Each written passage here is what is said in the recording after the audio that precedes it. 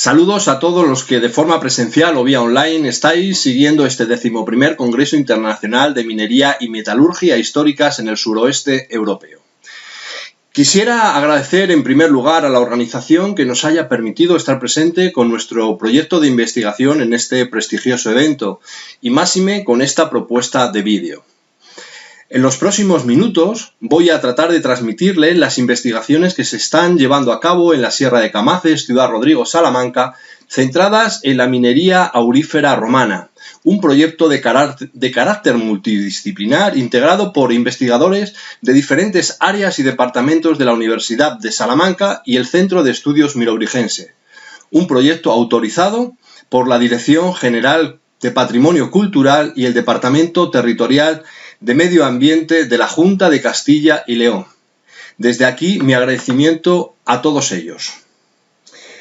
La Sierra de Camaces se localiza en el cuadrante suroeste de la provincia de Salamanca, a escasos 5 kilómetros al norte de la localidad de Ciudad Rodrigo.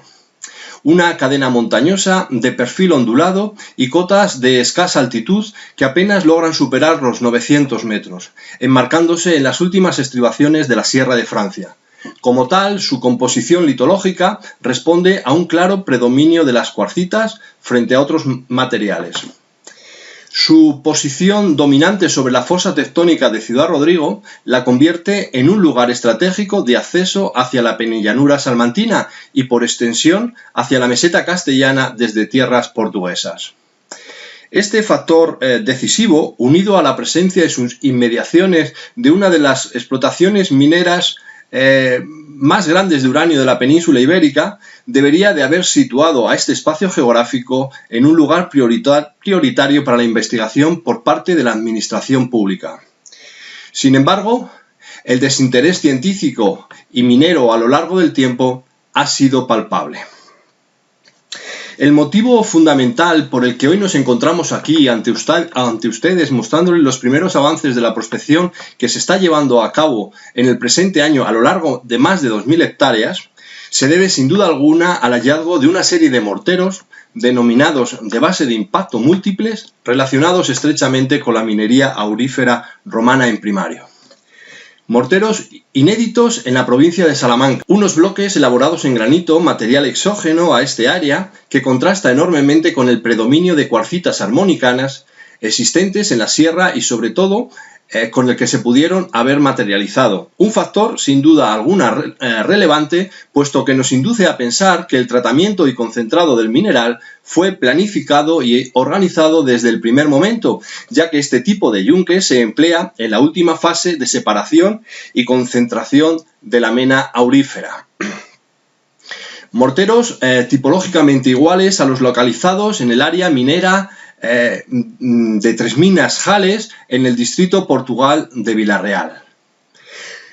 Nuestra primera aportación a la minería aurífera romana viene determinada por estos bloques paralelepípedos y tiene que ver con su terminología.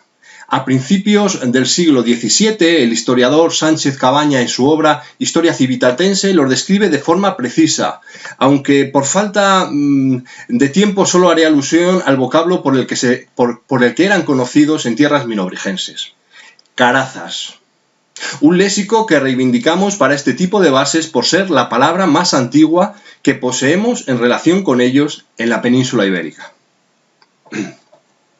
La segunda aportación, como no puede ser menos, está estrechamente relacionada con las labores mineras localizadas a lo largo y ancho de toda la Sierra de Camaces. Unas labores que delatan una prospección intensiva y sistemática, al igual que ocurre en prácticamente todo el territorio de la península ibérica en época romana. Este tipo de indicios mineros a veces es fácil de localizar, como ya se ha puesto de manifiesto en congresos anteriores, basados en métodos de observación o apreciación del color de la tierra, en el bateo de ríos o bien mediante el aprovechamiento del conocimiento del terreno por parte de las comunidades indígenas, de las que a menudo se sirvieron no solo para aprovecharse de estas capacidades, sino para emplear métodos y técnicas de extracción y producción empleados por estos pueblos conquistados. Antes de comenzar con una breve descripción de las labores más importantes localizadas hasta el momento, podemos destacar que la gran mayoría de las explotaciones mineras fueron ejecutadas mediante técnicas a cielo abierto y de forma masiva, destacando trincheras cortas, pozos en embudo y pozos de registro e incluso alguna galería, como veremos. Una minería, por lo tanto, sin grandes alardes técnicos, desarrollada sobre filones de cuarzo o sobre brechas mineralizadas de fácil explotación y rentabilidad. Comenzaremos en primer lugar viendo las explotaciones mineras en las que tenemos algún tipo de referencia historiográficas, y para ello nos vamos a centrar en primer lugar en el yacimiento de La Ceñuela, descrito escuetamente en el año de 1770 en el libro del Bastón de Ciudad Rodrigo. En él se describe una posible mina de vena ferruginosea según el testimonio de algunos vecinos. Este yacimiento se encuentra en las proximidades de la zona conocida en la actualidad con el nombre de las Herrerías, por lo que debió de ser este lugar al que se referían dichas indagaciones a finales del siglo XVIII. El beneficio de estas labores se puede observar a través de cualquiera de los métodos de teledetección actuales, puesto que en ella se pueden apreciar perfectamente diferentes pozos en hileras que se extienden a lo largo de más de 1,3 km, aprovechando la falda de esta sierra. Perdón. Sobre el terreno se aprecian cortas en la parte superior e inferior y grandes socavones o pozos en embudo, alguno de más de 20 metros de diámetro y una profundidad cercana a los 4 metros. También se localiza algún pozo de registro y sondeo prospectivo de escasa profundidad. El segundo yacimiento es conocido como el Pozo Airón, un lugar descrito por el historiador Sánchez Ayres en 1904 en su obra Breve reseña geográfica, histórica y estadística del partido judicial de Ciudad Rodrigo, refiriéndose al mismo como una posible mina de hierro según lo indica la oxidación del borde de la entrada. En 1924, el omnipresente en casi todas las investigaciones antiguas de la provincia de Salamanca, el agustino César Morán, hace referencia a la toponimia del lugar, señalando su origen de carácter prerromano en alusión a la divinidad de las simas insondables. Posteriormente, en 1946, menciona además de esta divinidad prerromana una posible mina de hierro.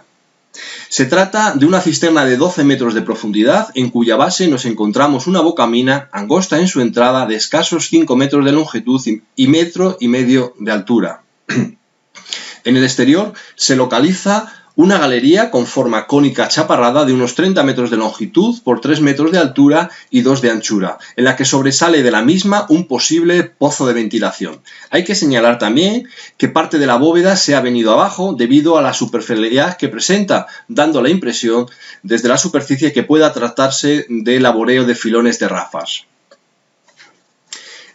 Estas labores se ubican en la base de un crestón ordovífico de amplia visibilidad del entorno y con defensa natural prácticamente perimetral, a excepción de la zona meridional que ha sido suplida por una muralla o cerca en todo su perímetro, inédita en la investigación hasta este momento. La cerca se encuentra elaborada mediante piedra en seco y con más de 3 metros de anchura. Este cariz defensivo, unido a la toponimia del lugar, nos induce a pensar en una cronología de la Edad del Hierro. La profusa vegetación existente en la zona, al igual que en el resto de los yacimientos, nos ha imposibilitado hasta el momento la localización de algún resto arqueológico que nos pueda servir para fechar de forma absoluta el yacimiento. La última labor minera a la que voy a hacer referencia es la conocida por los oriundos de la zona como las cuevas de Terralba. La característica principal que podemos ver en este complejo minero es la explotación de un filón encajante de cuarzo, aprovechando una falla en espejo para su laboreo a lo largo de casi 100 metros mediante minería de transferencia. Hay que destacar un pozo de 14 metros de profundidad, de sección cuadrangular y posiblemente un registro inicial del mismo, además de una serie de arcos o claves que sustentan las paredes de la trinchera sobre la que se localiza a modo de lo descrito por Plinio en su Historia Natural 33-70. Todo ello se completa con varios pozos y una red de escombreras en las que se ha localizado la mayor parte de partículas de oro, al igual que ocurre con el resto de las labores mencionadas anteriormente y que han sido analizadas por el equipo de geólogos de la Universidad de Salamanca, firmantes de este trabajo junto a quien les habla. Este tipo de escombreras son interesantes también puesto que en ellas se aprecia la separación y clasificación del material para ser tratado posteriormente en lugares habilitados para tal efecto. En cuanto al hábitat, hay que decir que a pesar de las dificultades de penetración debido a la abundante vegetación existente en la zona, hemos podido documentar dos tipos de asentamientos. Por un lado, los que se localizan a pie de mina con un carácter perecedero a modo de posibles chozos, y por otro, hábitat más estables en las cercanías de los cursos y surgencias de agua, más alejados de las explotaciones primarias y en donde se localizan la mayoría de las carazas halladas hasta el momento.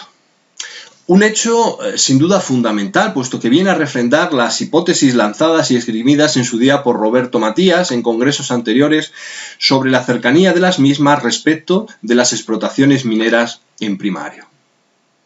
También se confirma esta hipótesis en las labores mineras en primario del cercano yacimiento de las cuevas del Pinarejo en la Sierra de Francia, donde para tratar de comprender las técnicas, procedimientos o semejanzas empleados en el beneficio del oro entre ambas zonas, localicé una caraza sobre un bloque de cuarcita rodada en las proximidades del hábitat existente en la mina baja, inédito de la misma manera en la provincia de Salamanca.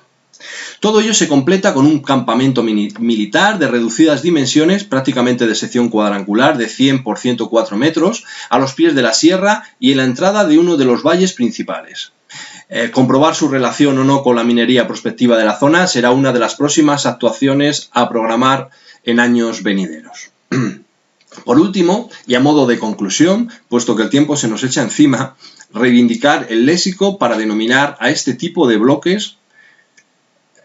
con el nombre de caraza, puesto que es la palabra más antigua de la que tenemos constancia en lengua castellana. En segundo lugar, el complejo minero localizado a lo largo de la Sierra de Camaces se suma a las labores de época romana localizadas en la provincia de Salamanca, que junto a los numerosos ríos con placeres fluviales abarca casi la práctica totalidad de la misma, dejando al margen exclusivamente las zonas terciarias de mejores condiciones agropecuarias. Para ir acabando, y como aportación final, tiene que ver sin duda alguna con Ciudad Rodrigo, o lo que es lo mismo, con la Civitas Mirobrigense. Tras este importante hallazgo, se comprende mejor la reorganización de Augusto que efectuó a lo largo de la actual provincia de Salamanca y el auge de Miróbriga frente a otros oppidum o castros de mayor entidad. Los territorios fueron integrados en el sistema romano conforme a la gestión y optimización de recursos, acentuando la idea de que la minería, o en palabras de Almudena Orejas y Sánchez Palencia, la mina actuó como un elemento de la constitución de entidades territoriales y delimitación de civitas. La riqueza del subsuelo sería, por lo tanto, la razón fundamental de su existencia como civitas, despejando todas las dudas existentes hasta el momento acerca de su posible localización. Su inmortalización epigráfica en los términi de época imperial refleja el reparto del territorio en la actual provincia de Salamanca entre los mirobrigenses, bletisamenses, salmanticenses y lo que le confiere a Miróbriga un espacio administrativo propio, adecuado a la carga fiscal del territorio explotado coincidiendo con la comarca histórica mirobrigense, incluyendo por lo tanto las explotaciones mineras de la Sierra de Francia. Muchas gracias por su atención. Esto es todo.